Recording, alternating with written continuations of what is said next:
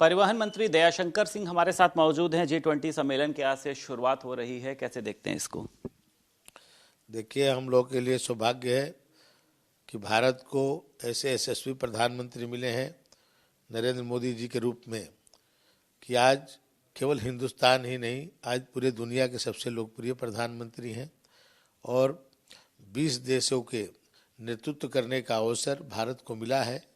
और पूरे भारत वर्ष में G20 के लेकर के अनेक कार्यक्रम चल रहे हैं। आज जो है लखनऊ के अंदर भी 3 दिन तक के चलने वाला कार्यक्रम आज से प्रारंभ माननीय मुख्यमंत्री जी ने आज किया है। और ये भारत को पूरे दुनिया में एक तरह से जो भारत कभी ये सोचता है कि विश्व गुरु बने, तो उसके तरफ ये एक पहला कदम है। और माननीय नरेंद्र मोदी जी के करिश्माई नेतृत्व में भारत बहुत आगे बढ़ रहा है। ऐसे जब 2 देश आपस में युद्ध कर रहे हो, वहाँ पर भारत के तिरंगा लेकर के कोई भारत का प्रतिनिधि जाता है तो युद्ध विराम हो जाता है। ऐसी स्थिति आज हमारे नेतृत्व ने पैदा किया है। आज पूरे दुनिया में भारत का मान सम्मान स्वाभिमान बढ़ा है और इसके लेकर के G20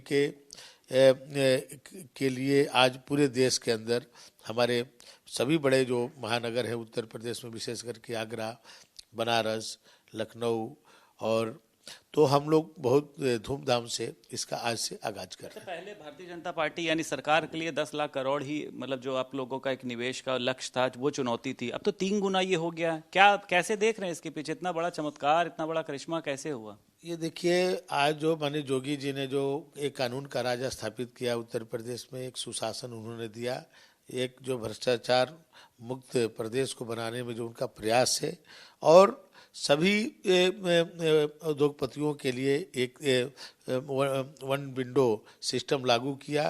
कहीं किसी को जाना नहीं, एक जगह से ही सभी चीज़ें उनको प्राप्त हो जाती है। तो एक वातावरण आज उत्तर प्रदेश में इंफ्रास्ट्रक्चर का जोगी जी ने दिया है, जिसके कारण केवल देश के ही नहीं दुनिया के भी जो हमारे निवेशक हैं वो भी आकर्षित हुए। आज 16 देशों के निवेशकों ने यहाँ पर निवेश का एग्रीमेंट किया है और 10 लाख करोड़ की आशा को 35 लाख करोड़ तक के जो निवेश हुए हैं, ये अपने आशा के चौगुना मैंने इसका हम सबको सफलता मिली है।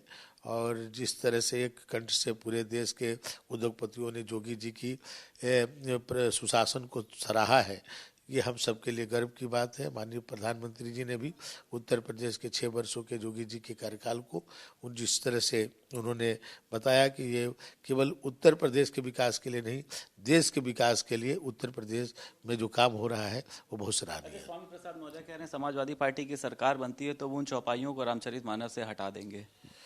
देखिए, वो क्या कहते हैं, वो चुनाव हारने के बाद वो एक तरह से विचलित हो चुके हैं और एक सामान्य कार्यकर्ता से हारने के बाद वो अपने आप को नियंत्रित नहीं कर पा रहे हैं।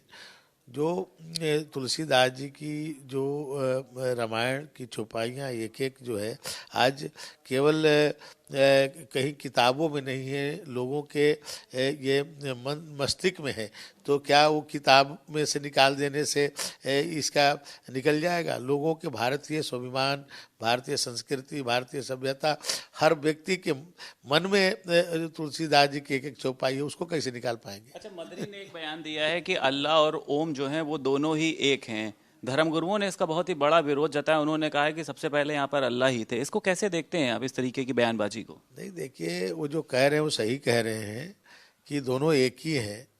आप ये बताइए कि पूरे इतिहास को उठा करके देखिए तो मोहम्मद साहब से पहले इस्लाम कहाँ था, या ईसा मसीह से पहले क्रिश्चियन कहाँ थे?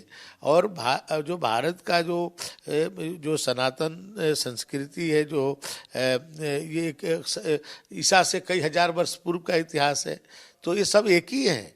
सभी वे ईश्वर के ही संतान हैं और धीरे धीरे उसमें से शाखाएं बनती गई और हर मजहब और मत के लोग अपनी अलग अलग एक परंपरा चलाते रहे। सब एक ही ईश्वर के सभी संतान। मदनी के बयान से मतलब सहमत हैं आप? एकदम सहमत हैं, क्योंकि सब जो है सब सनातनी है, सभी जो है ईश्वर के संतान। बहुत शुक्रिया सर।